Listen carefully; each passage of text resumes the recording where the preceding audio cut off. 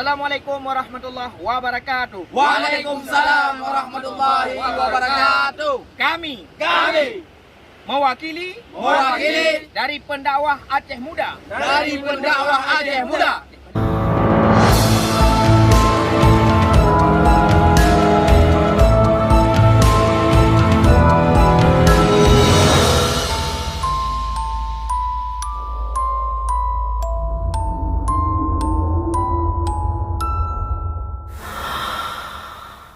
Bismillahirrahmanirrahim. Assalamualaikum warahmatullahi wabarakatuh. Waalaikumsalam warahmatullahi wabarakatuh.